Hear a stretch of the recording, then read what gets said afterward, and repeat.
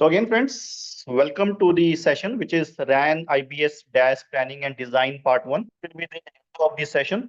So today we are starting our RF design journey. And before we jump into the complex topics, we'll build a strong foundation by understanding the basics. So first we'll build a strong foundation. So we'll learn the main components of RAN, radio access network.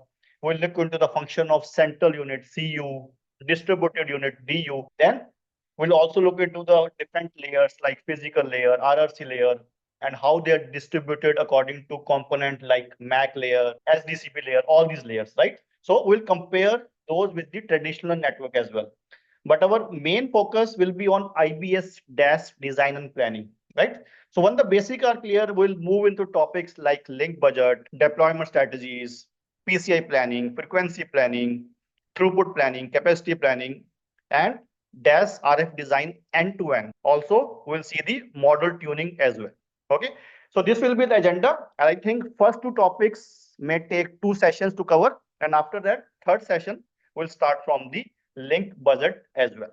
Okay. So I always tell in the sessions like learn to use all tools because a radio planning should all about a well-equipped toolbox. So if you have more tools in your toolbox, so it's easier to optimize your design and planning. So having only a hammer in your toolbox may solve some problems, but it may not solve all the problems. So you should have all the tools in your toolbox. So you should understand all kind of things like macro, repeaters, dash, active dash, passive dash, hybrid dash, leaky cables. All these cables should understand, right? So planning is not about one approach only. You should learn pros and cons of every approach so that you should have better coverage, better capacity, and you should have better efficiency. You should deliver your results with less money spent, right? So you should have all the tools in your toolbox. Hi friends, it's so good to see you all again. And this is Gaurav Goyal. First of all, Lord, thanks a lot for joining this training. I really appreciate from core of my heart for giving me your precious time. I will try my best to make every second of your work. Right? So again, this is me. My name is Gaurav Goyal, and I am in telecom industry for over 18 years, mostly in the wireless industry. And I have worked in telecom in one capacity or other. And I have worked for all the largest telecom service providers in US like AT&T, Verizon, T-Mobile, Dish, etc. And also with major vendors like Nokia, Ericsson, Samsung as well, and mostly in the in-building. So in addition to that, I have worked with InfoVista as well, which is honor of the planet food. Before coming to US, I have worked for various projects for various countries like India, Nigeria, Japan, Finland, and UK as well. So much of that time has been spent in the wireless networks only. And I have begun my career with 2G and now working with 5G for at least last 5 years. So at this moment, my focus is on 5G, Python, ORAN, and in-building solutions. Right? Okay, friends. So this is all about me. And for more details about me, you can check my LinkedIn profile as well. So this is a link to my LinkedIn profile. I will give you a link in the chat box as well. So these are my iCards. I feel these are my biggest asset of my life because, as said by Albert Einstein, the only source of knowledge is experience. Means that a true understanding comes not just from reading or being told something, but from actually doing or living through it. For example, you can read hundred of books, watch videos, or listen to people explain how to ride a bicycle, how to balance, how to paddle, how to steer. But that gives you only the theoretical knowledge. But until you actually get on the bike and try it yourself, you won't really know how to ride a bike, right? So you will fall, adjust your balance, and slowly learn through practice. So that is experience. So experience is very important as compared to theoretical knowledge. And before jumping to topic, I want to say one thing. Your involvement in the class is critical for you to benefit most from this training. I request you, if not absolute necessity, then please close your Outlook, social media, Facebook, WhatsApp, if possible. So it's proven fact that there is no such thing in the world called multitasking. So even a genius can't do two tasks at the same time. So please close all kind of social media if possible. So are you with me? If yes, then please write yes in the chat box and then we'll begin. Okay. Thank you. And these are the abbreviation I have used in this. So I will share this PPT with you and you can go through this abbreviation. And like in every session, Let's quickly go through few quotes which I saw this week and which I want to share with you. So first quote is never complain, just rebuild your life. So you can see in the picture, one guy doesn't have leg and arm, even then he is bicycling. So never complain, just work according to your best capabilities. Then karma never loses an address. So always be humble, always be helpful, always be good with everyone, because karma never loses an address. So if you are helping someone somewhere, or maybe 2 years later, 3 years later, he will definitely help you. So always be good with everyone. Then the loyalty is rare. If you find it, keep it. And the last one is don't give up. You are closer than you think. Sometimes we give like hundreds of interviews and then we are fed up that nothing is working out. So just give one more interview. One more interview. Maybe this is the last interview and you may get the job. So don't give up. You are closer than what you think. So failure should not stop you for working hard. So if you have no results, keep on working. If you have bad results, even then keep on working. If you have great results, also then keep on working. Also, invest in yourself. Never lose a child of curiosity by reading books, taking online courses, learning from mentors, because the highest ROI comes from investing in yourself. Remember, my friends, if you try to achieve something, there is no guarantee that you will get success. But I will give you one guarantee. If you do not try, you will never get success. So keep on trying with your full potential and complete honesty, and leave the results to the higher powers. And this is the clock in my room which says keep learning, keep growing. I think enough of the motivation talk. So let's move to the top. First topic is wireless world. So to set up the stage, let's talk about mobile network coverage. I know everyone must know about it, but we must revise it because it will act as our base. So for RF design and planning, this is act our base. So this is very much required to learn. Okay, so RAN. So these are commonly known as cell sites as well, right? So these are strategically placed to provide wireless coverage to users within a specific area. So you can see it all around, right? The placement of RAN component is very critical so that users have reliable connection, coverage, and capacity. So when you're planning the deployment of RAN, network operators consider various factors for coverage and capacity. There can be many factors involved, like population density, right? There can be topography, right? There can be building density, and there can be traffic patterns, right? Ultimate aim is that the operators want to earn the revenue, right? So ultimate aim is maximum coverage and capacity and earn the maximum profit. So like for example, in urban areas, we need more sites, right? Because we need more capacity. So we may deploy cell site with lower output power. So each site can provide coverage to smaller areas so that interference can be less. While in some rural areas with less population, so network operators may need to deploy fewer sites with higher output power so that coverage to the large areas. Okay. So thousands of radio access elements create seamless coverage and mobility so that whenever you move from Texas to California, you should have a seamless coverage. You should not have a drop off. Okay. Wireless telecom system. So wireless telecom system components are composed of three main components or parts. So we have user terminal, we have RAN, and we have core network, CN, right? So in user terminals, we can have smartphones, tablets, laptops, mobile devices, basically any kind of wireless devices. The user terminal are connected to RAN through air interface, or you can say wirelessly, right? So the radio access network includes various parts like antenna, radio, and you can say BBU, baseband unit, right? So these are connected through air interface. Right now, the radio access network is also connected to the core network. It is connected to so RAN is connected to the core network with the help of backhaul.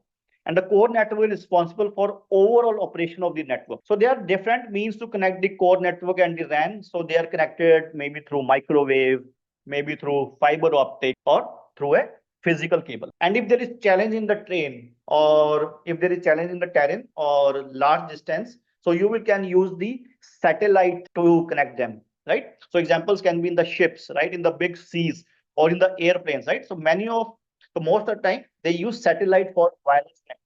Okay. So these are the main components of a wireless telecom system. And you have the user terminal, you have the RAN, and you have the core. And the RAN is all around, right? So So you will likely see cell towers and antennas on a top of a building, right? On the roadside, even on the mountain, and even inside the walls as well. So this type of antennas are inside the walls. So we call it in-building solutions. Okay. So some call it Wi-Fi access, but it is not a Wi-Fi access point. It is an omnidirectional antenna, and sometimes an active antenna that belongs to RAN, but this is not a Wi-Fi point. So what is radio access network? Again, radio access network consists of three parts. One is antenna, so which converts electromagnetic signals to radio waves and vice versa. And then you have radios, and then you have this baseband unit. Right? So these are the three main parts: antennas, radios, and the VBOs. So these are the three main parts of the radio access network. Then we have evolution of the mobile communication. So as you know that in 1980s 1G was launched, so it is the foundation of the mobile technology, and the main technology that time was AMPS, TSES, and the NM. And in around 1990s 2G was launched, and it is called like GSM, and it is mobile telephony for everyone. And in 2000 3G was there, and it is the foundation of the mobile broadband. In 2010, 4G was launching, and then it is helpful for our broadband service. And in 5G, we have many services that can be launched like EMBB, MMTC, and URLLC, right? So many services are launched in case of 5G. And we should also know the RAN names in different generation as well. So in 2G, it is called GE-RAN, which is GSM Edge Radio Access Network. In 3G, it's mainly for video call and mobile internet. It is called UTRAN, which is UMTS Terrestrial Radio Access Network. In 4G, it is called the mobile broadband, and it is high-speed network, and it is called EUTRAN, Evolved UMTS Terrestrial Radio Access Network. And in 5G, it is NG-RAN, Next Generation Radio Access Network. So in every generation has different name, but all have the same working principle. All should have antennas, all should have radios, all should have BBUs, right? All should have same working principle. First thing, we should look at this baseband unit. So baseband is typically located below the tower in the traditional network. So this is responsible for processing the baseband signals. So it is placed in the equipment room and connected through like RRU through a optical cable, right? So it is connected through RRU through an optical cable, right? So here's the baseband. So here is the remote. So it may be connected through the optical unit. And these are the main functions of BBU. You should also remember, like it is used for DSP, digital signal processor, forward error correction, modulation and demodulation, channel estimation, and the radio resource management. So I will share this PPT with you so you can go in details, but you should also remember at least few benefits or the few functions of the BBU. And then we have this remote radio unit. So RRU is the radio transceiver that communicates with the mobile devices over the airways and is located remotely. So if you have not seen RRU before, so this RRU will look like this. And what are the main functions of RRU? It acts as a transceiver. It transmits and receives the user signals to the base station and the vice versa. And it is also responsible for control and process the electromagnetic signal received from the antenna through jumper. And also the main function is controls the tilt also, right? So nowadays we don't have to go to site control. Even sitting in the office, we can just give the commands and tilt can be changed. That is RET, remote electrical tilt. And then it can generate and sense different signals like VSWR, RET, etc. Right? So remote radio unit is distributed and integrated frequency unit that connects to an operator network with user equipment like cell phones and the mobile device. And then we have this CIPRI. So what is CIPRI? CIPRI is Common Public Radio Interface. It allows RRU and VBU connection. So this is Common Public Radio Interface. So nowadays, it is not necessary that baseband is near the tower. So baseband can be at this centralized location as well. So CIPRI is an interface that sends data from RRU to the baseband unit. So it is a serial interface, which is very high speed connection, right? So this is CIPRI. So there is one more term, like there is, so one is CIPRI and one is eCIPRI, enhanced CIPRI, right? So nowadays in 5G, we are using eCPRI. Okay. So what is the common difference between CPRI and eCPRI? So CPRI is basically, you can say TDM based, and it is P2P, point to point link, right? But eCPRI is packet based, right? So nowadays everything is making packet based so that we can have better speed, better data rates, right? So somebody can ask you like what is CPRI and what is eCPRI? So you can say that CPRI is TDM based and eCPRI is packet, right? Also, then we have this RAN and OSI layers. So we should also know what are the layers. So we have 7 layers, as you know. One is physical layer, data link layer, network layer, transport layer, session layer, presentation layer, and the application layer. So if you don't remember, so there is acronym like people desperately need to see Pamela Anderson. So P is physical layer, D is the data link layer, N is the network layer, T is the transport layer, C is the session layer, P is the presentation layer, and A is the application layer. But we are more concerned about layer 1, layer 2, and the layer 3. Okay, so RAN and the OSI layer. I'm not sure who put these dots. So can you like delete it, these dots? Okay, or we'll see it later. Let me see how to do it later. But yes, so RAN and OSI layer. So let's map the RAN in the OSI layers as well. Okay. So radio access network. So we have 3 main components as we have discussed. One is UE, one is RAN, and one is core, right? So if we focus on the RAN, there is a antenna system, there is RRU, and there is a BBU, right? So if you go into the RF part, we have RRU, remote radio unit, right? So this is where the physical layer can be seen. So the physical layer consists of RF conversion. So what is happening here, like analog to digital conversion, digital to analog conversion.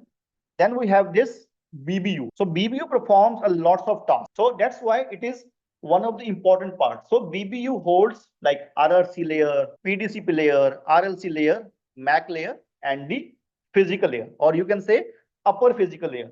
So if we divide physical layer into 2 parts, so some of the tasks will be done by RRU and some can be done by BBU. So what are the protocols under BBU?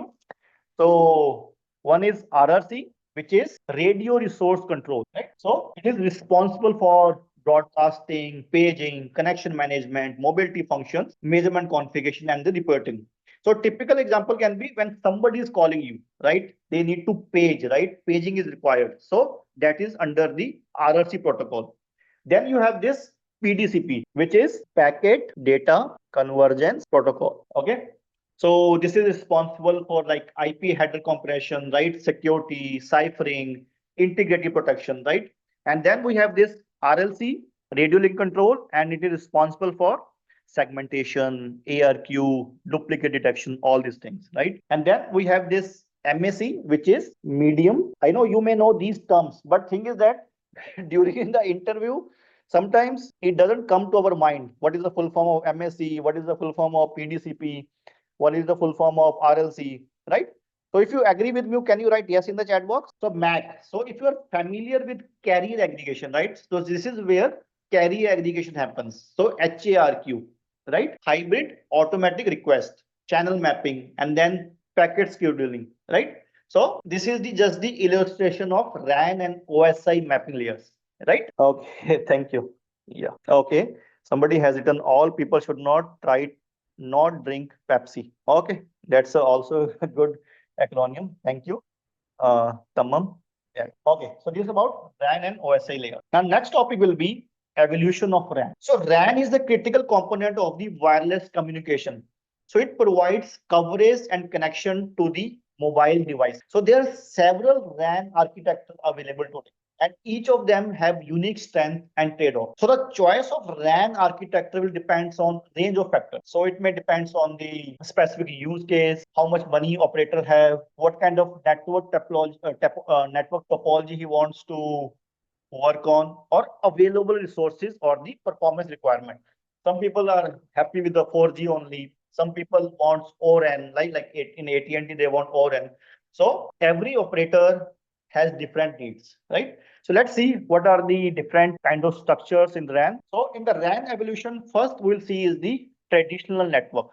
right? So this is the traditional network architecture that has been used for many years for technology like 2G, 3G, and for most part LTE as well. So it consists of separate baseband units and the radio unit, and they're connected through the fiber cable or sometimes copper cable as well. So the cell sites or the basebands and the RARU are located in the cell premises, right? It can have various versions like non-split RRU and BBU are co-located on site. Split RRU and BBU are connected by CIFRI, but these are proprietary hardware and software. For example, if you have baseband of Ericsson, you can't use radio unit of Nokia, right? So these are the proprietary, right? So same like this here, baseband units, radio units located inside the premises, right? You can see that baseband unit and RRU are located inside the premises. So this is non-split scenario. And then comes the centralized network. So it emerged because we have need for more flexible and cost-effective solutions. So it uses a centralized processing. So you need to support multiple remote radio heads. So these are connected by a high-speed fiber optic links. So this approach can reduce cost and it can improve the network efficiency, right? Then virtualized network has come. So virtualized networks builds on the benefits of CRAN, on the benefits of centralized RAN, right?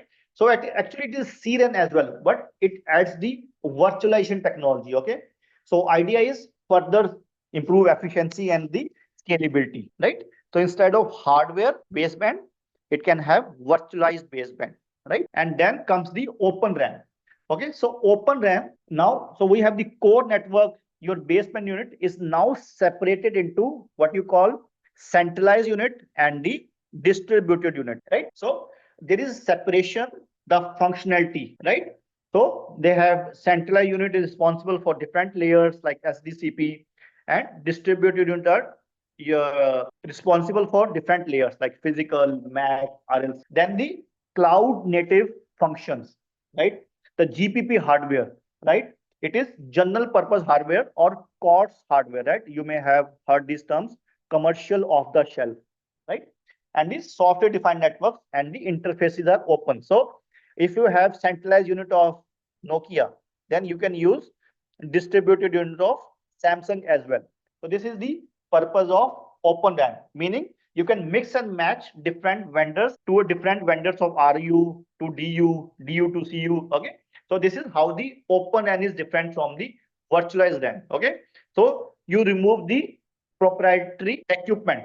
So this is how the RAN differ from the traditional RAN. Again, these are the open RAN 5G architecture introduce new interfaces. So what are the new interfaces? You can see that first of all, we have radio unit, and radio unit is connected to DU through front haul, right? And we have already discussed the eCPRI. What is eCPRI? It is a packet-based connection between RU and DU, right? It is a packet-based connection between RU and DU. Then you have mid-haul. In mid-haul, you have connection between DU and CU with the help of F1 interface. And then you have backhaul. In the backhaul, you have connection between CU and the core with the help of S1 interface or the N2 interface or the N3 as well. Okay. So these are the high level interface diagram of the open RAN. You should also remember this because nowadays in the interviews, they are asking high level architecture, high level interfaces of the open RAN as well, right? So you should know these things as well. Then you have this logical RAN disaggregation. So you should also know which equipment is serving which layers. For example, remote unit. So remote unit is serving lower physical layer and RF parts. So what are the main functions of remote units? So it is responsible for real-time physical functions, IFFT and FFT, which is Fourier transfer, right? Fast Fourier transform, MIMO, beamforming, and radio frequency, right?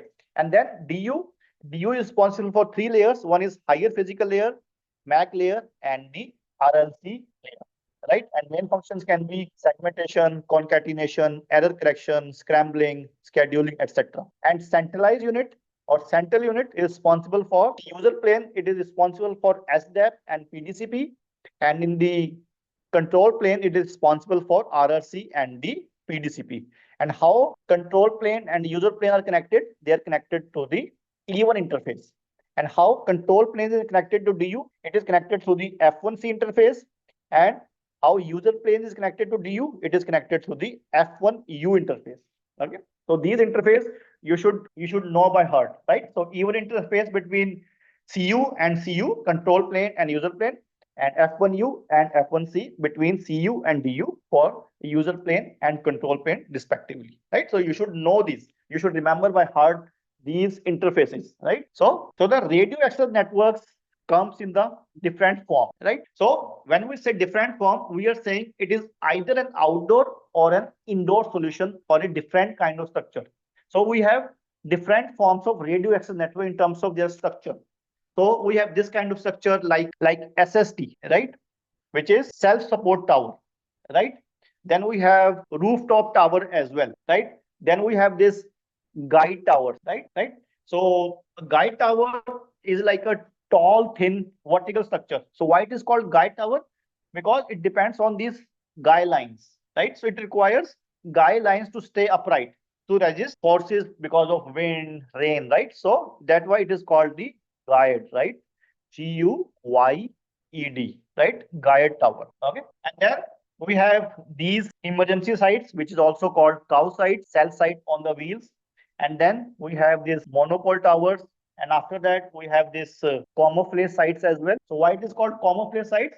Because it hides the appearance of these antennas, right? So that's why it is called the camouflage sites.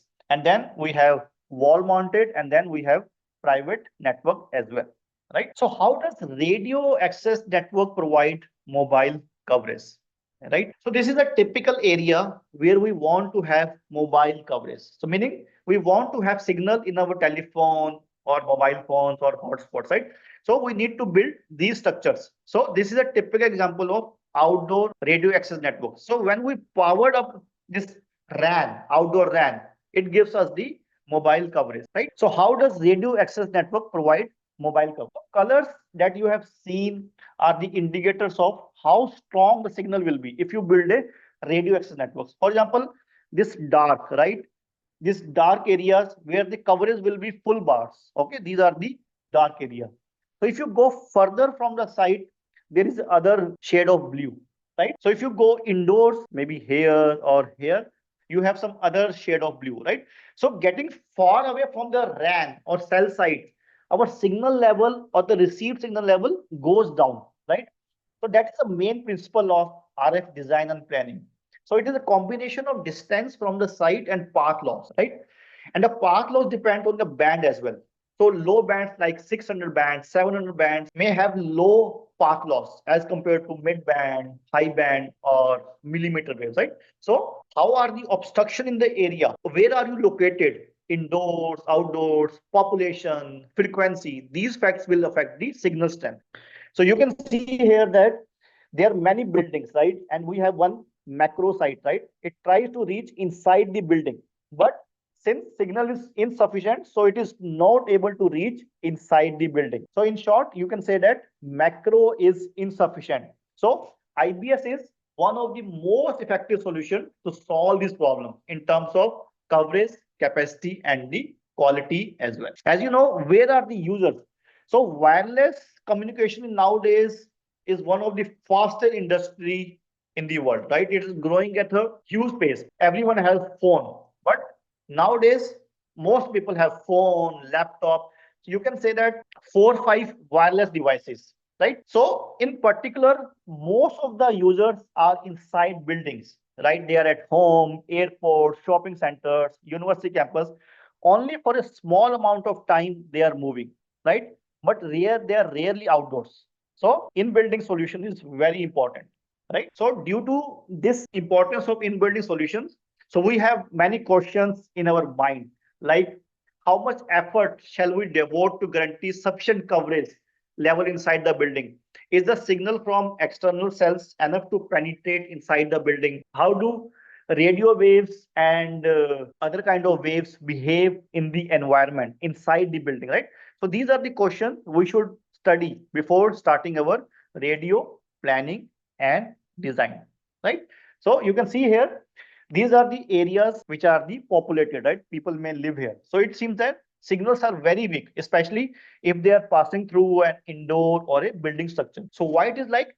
Because electromagnetic energy, or you can say RF signals being blocked. Okay. So it may be due to walls, trees, and any reason, right?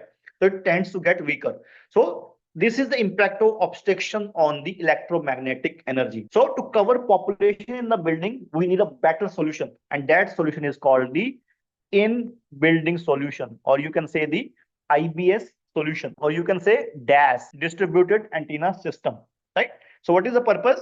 Now the purpose is to evenly distribute signal in all buildings, in all rooms, every part of the building, every corner of the house, every corner of the hospital, stadium, right?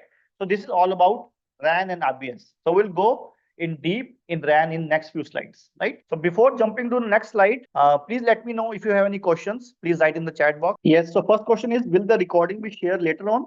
Yes, recording will be shared later on, but it will take some time. No, in USA, all networks are not open RAN. Like in AT&T is trying to go to open RAN, but T-Mobile and Verizon are not open RAN. Yes, we'll cover IB Wave. Yes, so we'll cover IB Wave, which is the best planning tool. So we'll cover that tool as well.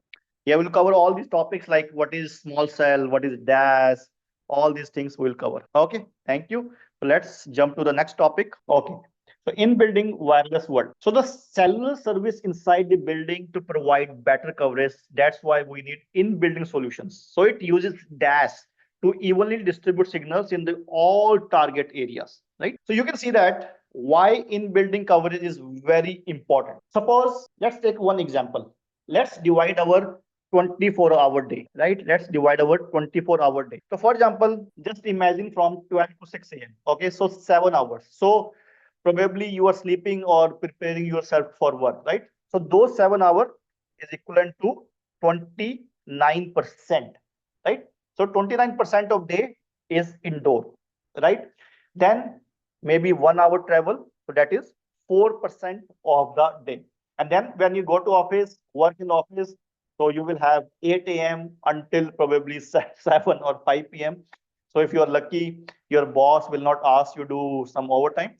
So that is 10 hours already. So 42%. And then you go out again, then you will travel and probably 2 hours stuck in the traffic and reach office and reach home around 7 p.m. or 8 p.m. Right? So it is equivalent to 8%. So 8% plus 4% right now, just 12% outside. Right? And then again, you go to house, rest, watch Netflix or doing some online course. So you will have 4 hours. You will spend 4 hours in your house. Then you sleep. So that is equivalent to 17%. So if you see the typical life of professional, just 12% outside, right? So that's why we need in-building solutions. So because 88% of the time we are inside the building, right? That's why in-building is very important, right? So why again in-building coverage is important? So just think, when you do not have a good capacity or quality, right? You browse YouTube, you browse Netflix, and if it is not opening, right, you will just kill that application and you will start other application. Even if that application is not opening, you will kill that application, right? So after trying and after getting frustrated, you put your phone back in your pocket. So now just think the change in the behaviors of subscribers when you have high quality, high coverage, high capacity, right? So you are motivated to watch YouTube, Netflix, high definition YouTube, high definition videos, right? So people will start browsing the internet. So then you will try to open social media, videos, Netflix, Facebook, etc. Right? So we'll call it the hidden traffic. So just imagine how big will be the revenue if you deploy an IBS in an area. For example, when IBS was not there, revenue was only this amount, right? Such a small revenue, right?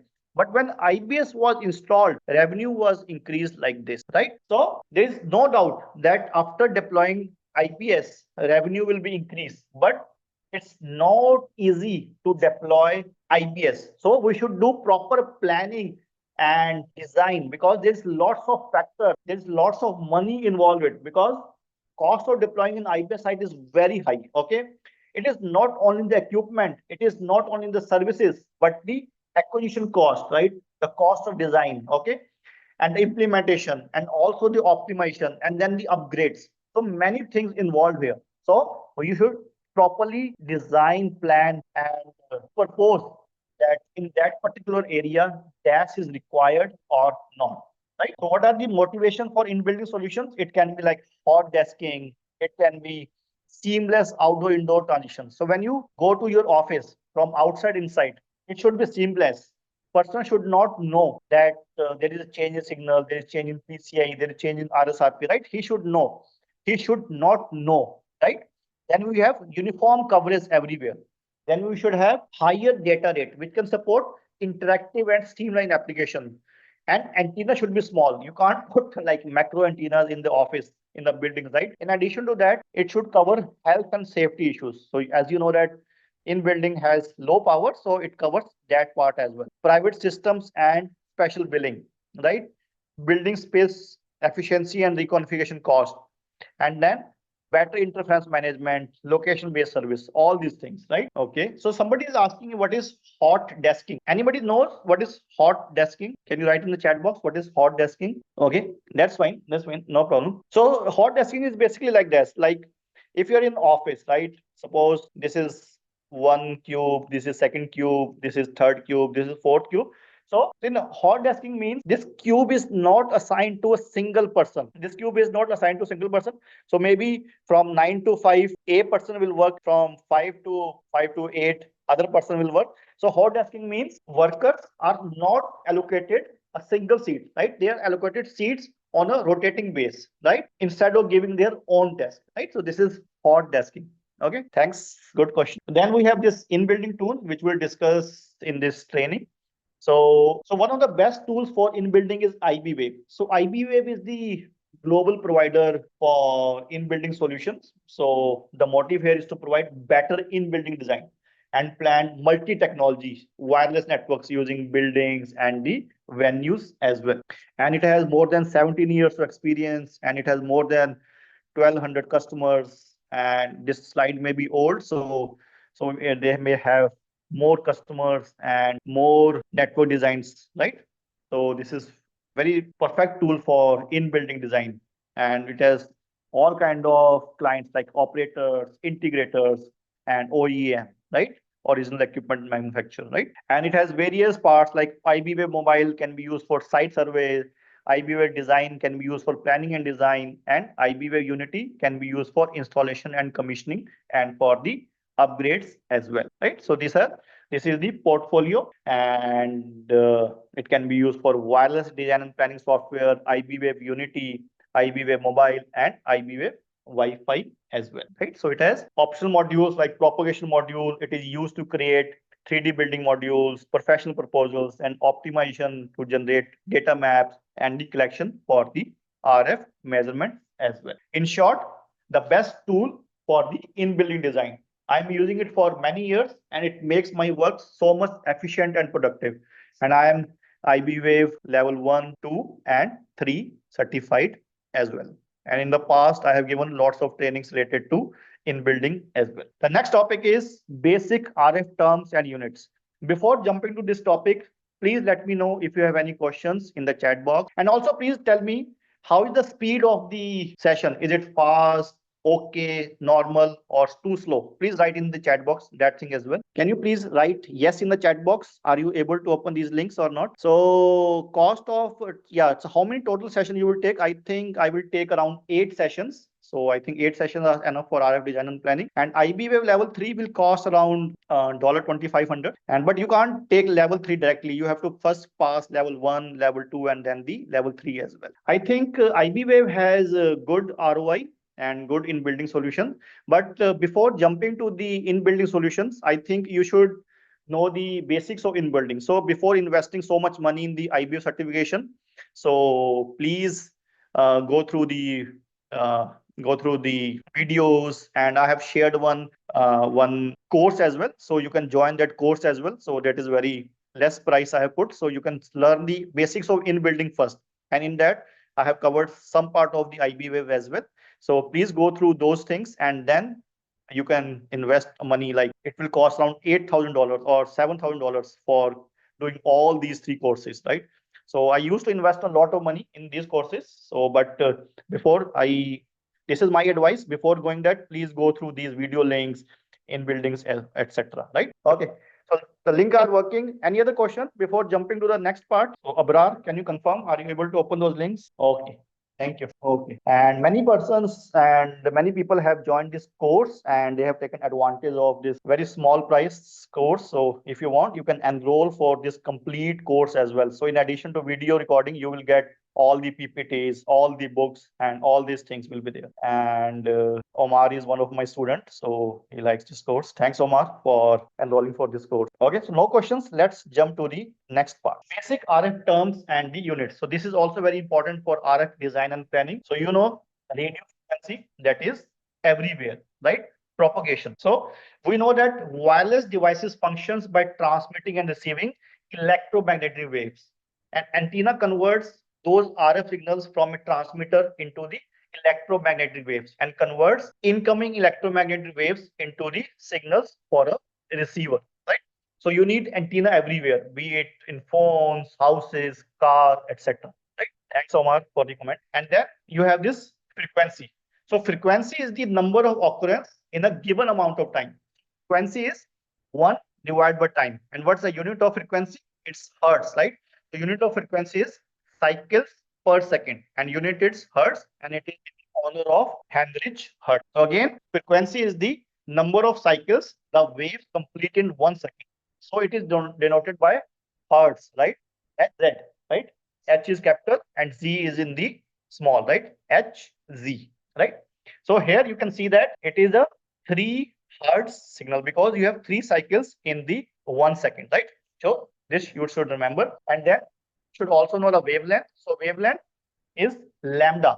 So wavelength is distance between successive crests, right? So this is one crest and this is second crest.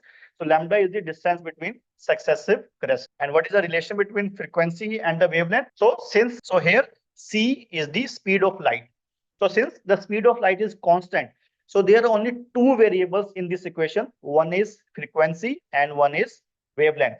So if you increase the frequency, wavelength will decrease. If you increase the wavelength, frequency will decrease. So they are inversely proportional, right? After that, you should also know these things. But when I share the PPT, you can know these things. But the one most important thing is the dB and dBm. These questions are asked many times in the interviews. What is dB? What is dBm? So in next 3 slides, we'll learn about dB and dBm. So please listen carefully. So what is decibel? So a bell is a logarithm unit named for Alexander Graham Bell and first used by Bell Laboratories, right? So 1000 is 10 raised power 3. It is logarithm base 10 and the value is 3, right? So let's talk about in detail in next slide. So what is dB? So dB is a ratio and ratio doesn't have absolute value without a reference point. Let's see what I mean to say. For example, so first of all, logarithm scales allows the use of smaller numbers to represent those numbers with lots of zeros in them. So that mathematical functions can be completed with less errors. So wireless receivers can operate on very, very low power. For example, imagine a signal of this value, right? Of this value goes into an amplifier that has gain of 1000. Again, it goes to amplifier that has gain of 10. Again, doubles the power. Then it goes into a 3-way splitter, then 4-way splitter. If we try to calculate this thing, right? First of all, we're not able to calculate. Even if we are able to calculate, the values may not be right, and it may take lots of time to calculate. So instead of that, they have changed into dB, right? So this value, if you write in your calculator, is equal to neg 95 dBm. This value is equal to 30 dB. This value is equal to 10 dB, 3 dB, 4.8 dB, and 6 dB, right? So now it is very easy to calculate this thing, right? That's why we need dB. Now let's see how to calculate dB and how to remember what's the value of dB, right? So you should remember some values in dB, right? Let's see. So first of all, you should remember log 1 is 0 dB, right? 0 dB. In addition to that, you should know the rule of 3. What is the rule of 3? So rule of 3 says that when the value is double, the answer is increased by 3 dB. For example, first of all, we use 1, right? When we increase 1, and we double, then the answer is 3 dB. If we increase 2 and double it, answer is 6 dB. If it is 8 dB, 8 by 1, then answer will be 9 dB. So the rule of 3 is that when you double the value, then it increases by 3 dB. Also, when you half, it decreases by 3 dB. So it is neg 3.3 dB, it is neg 6 dB, right? So this is the rule of 3 dB. And then what is the rule of 10? So when the power is increased or decreased by a factor of 10, then it linearly decreases by 10 dB, right? For example, 10 log 10 is 10 dB, and when you increase by 10 times, it increase by 10, right? Add 10, right? So if you have 10 log 1000 by 1, so it is, first of all, it is 3 times of 10 and it is 2 times of 1000, right? So it can be have 30 dB because it is 10 types of 100, right? 30 dB, right? 20 plus 10, or it is 3 times of this value, right? Then 10 plus 20, 30 dB, right?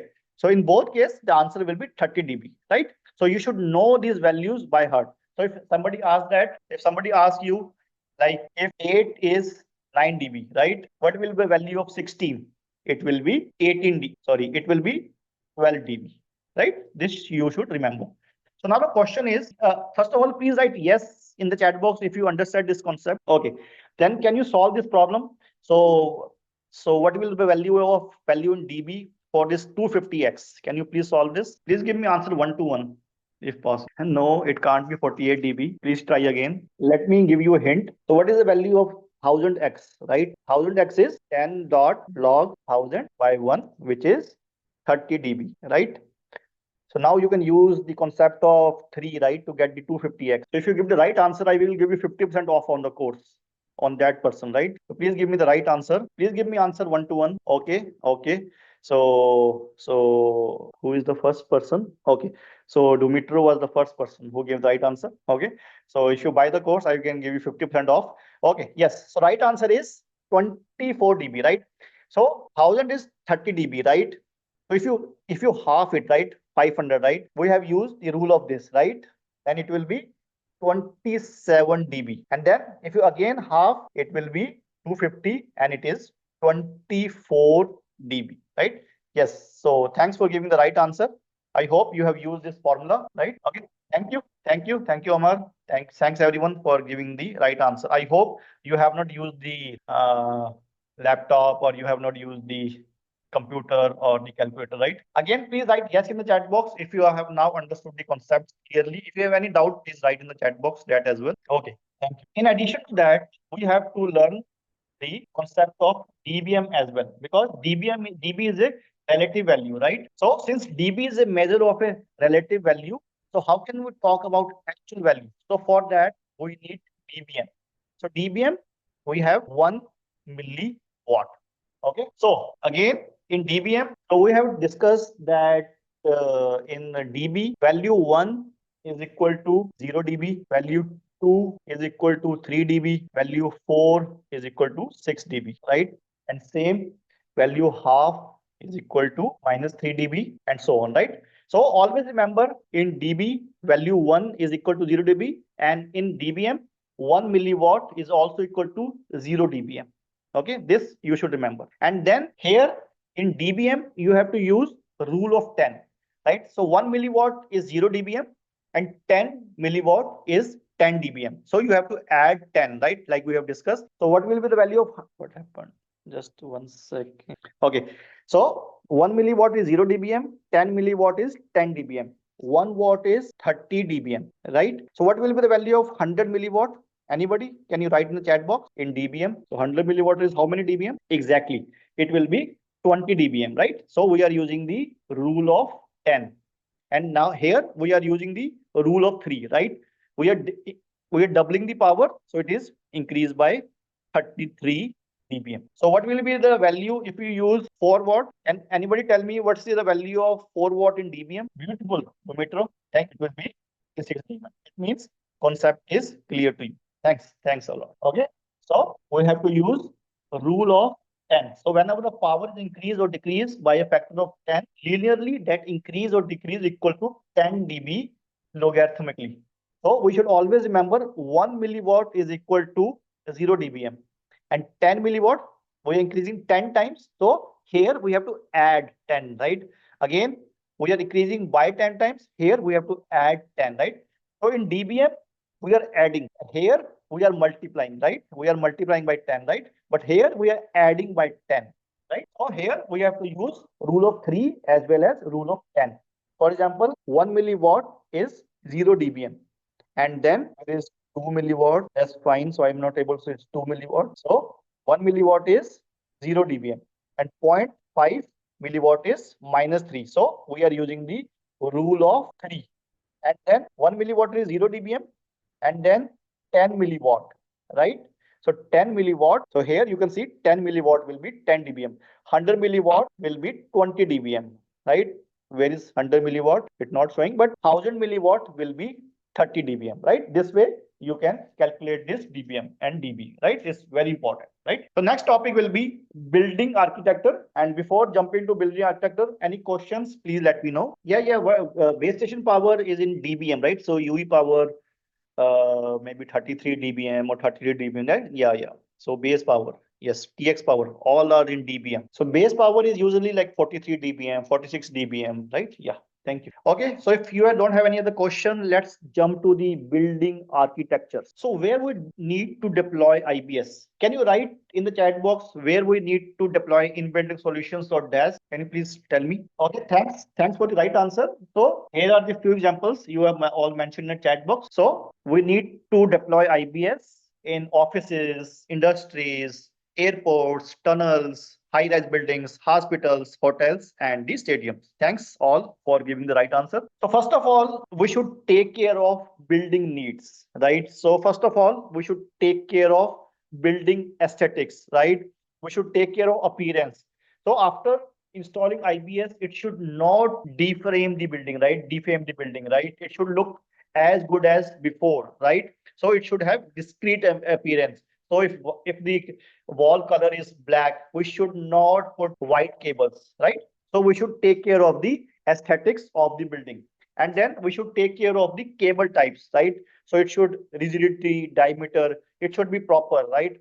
If it is not allowed to put a larger diameter cable, so we should not put it, right? And but the cable should be fire retardant, right? So in case of fire in the building, you should not use those cables. So cable should be of high quality. Moreover, a very critical aspect often encountered in the antenna placement. So an RF experts may find some optimal solutions for antenna to be installed to provide maximum coverage, but building owners may not agree, right? So you should have some working arrangement with the building owners as well.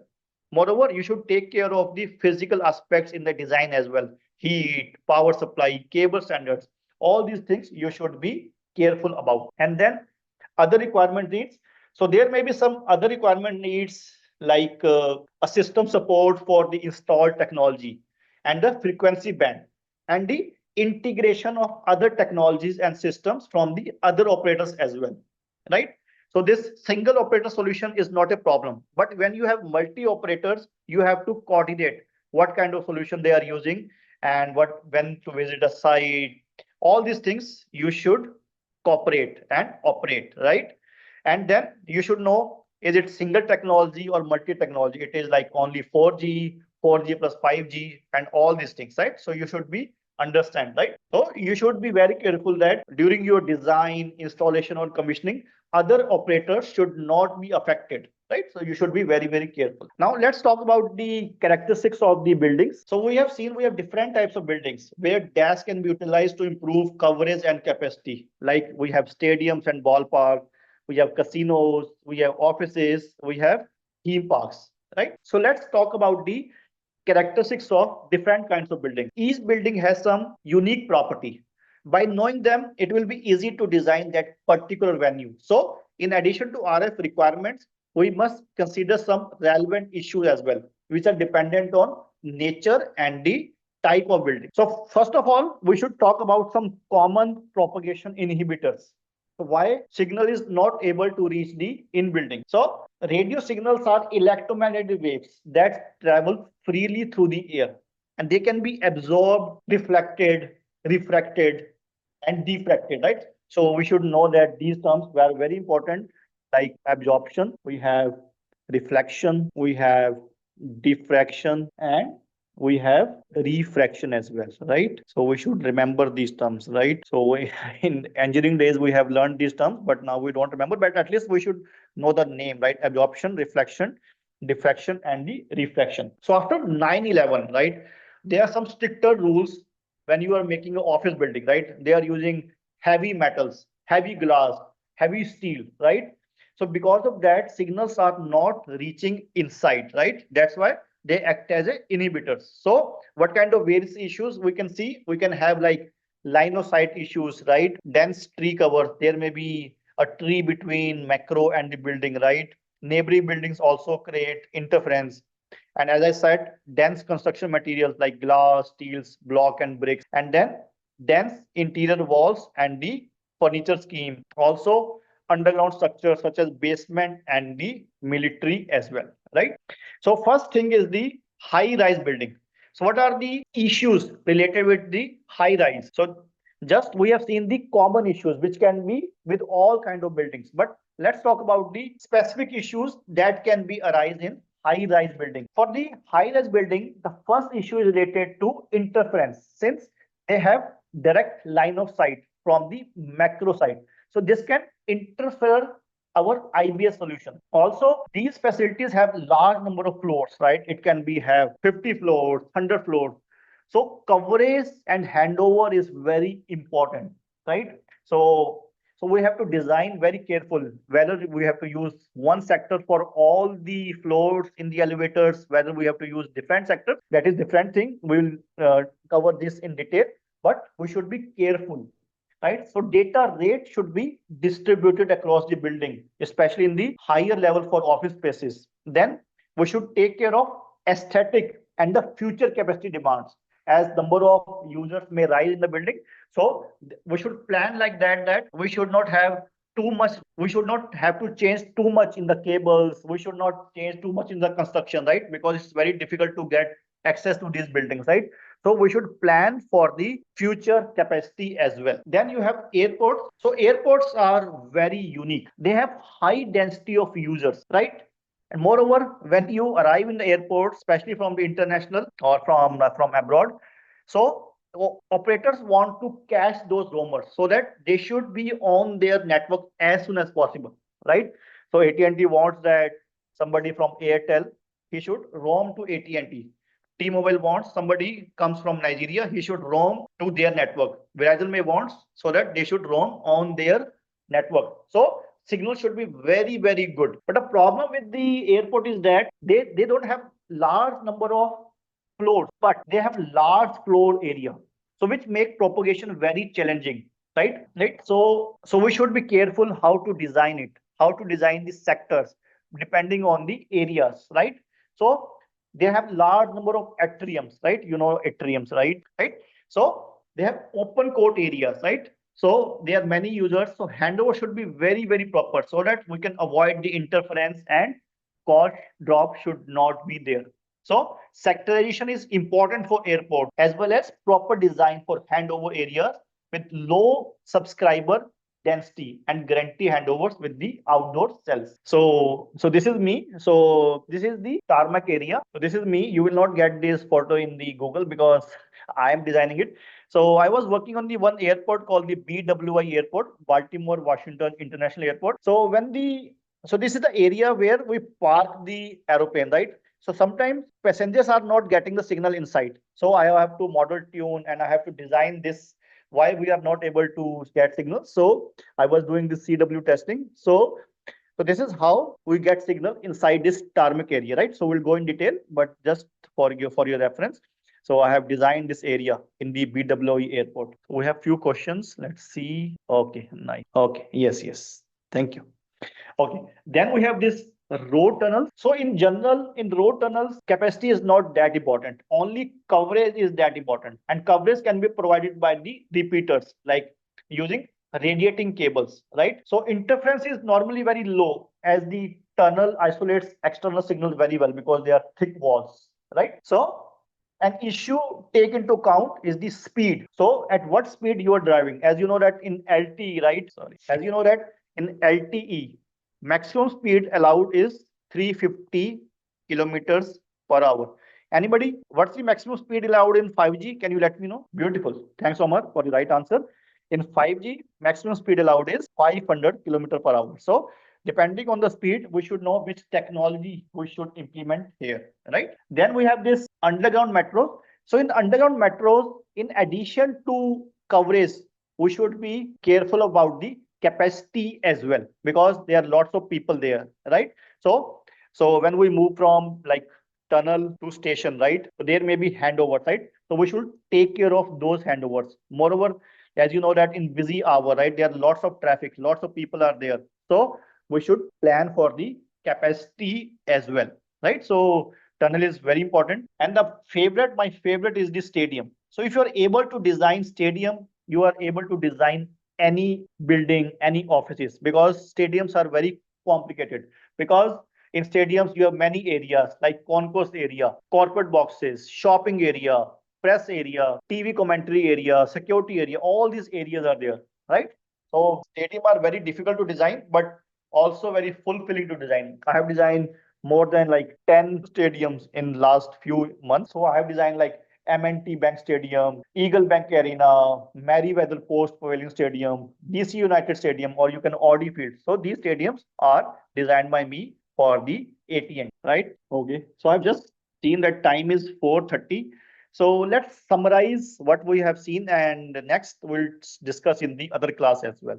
Okay. So let's see what we have seen in this class. So first of all, we have seen the evolution of the cellular technology. So we have discussed in detail 1G, when it is launched. We have discussed 2G, 3G, 4G, and the 5G as well. So these things we have discussed in detail in the first part. And then we have seen why we need in building. So because nowadays congestion is very high and we need capacity. If capacity is low, our speed is low. That's why we need in building solution. So again, 80% of traffic is indoor, right? And we need capacity that can't be covered by macro only. That's why we need in building solutions, right? So earlier we say that water is very important, power is very important, and heating and air conditioning is very important. But nowadays wireless is the fourth utility. We can't survive without utility. So example, so if your phone is down even for 1 minute, you feel uneasy, right? So now we have four kind of utilities. One is water, one is power, one is heating and air conditioning, and the wireless as well. So without these four utilities, now you can't survive in your life, right? And also we have discussed various kinds of DAS as well. We have seen where we require DAS, like in urban areas, universities, stadiums, ports, airports, etc. Right? And we have discussed about DAS as well. So these things we'll discuss and in the next class as well. Right? And key points we have discussed in DAS, like in technical requirement, we should careful about the frequency range, compliance with standards, power per carrier, modality, interoperability issues, right? We should take care of size and weight, power supply requirement. In addition to that, we should be very careful about the cost, delivery times, maintenance, product life cycle, and the customer reference as well. So what is IBS again? So in building solution or indoor based system or in building services or indoor BTS site provides indoor coverage wireless signal by using a series of dash antennas to distribute the signal inside the office or inside the building. So once the signal is inside the building, it has to be distributed across the building by dividing the antenna into small power antennas. So it improves our coverage, it improves our capacity as well.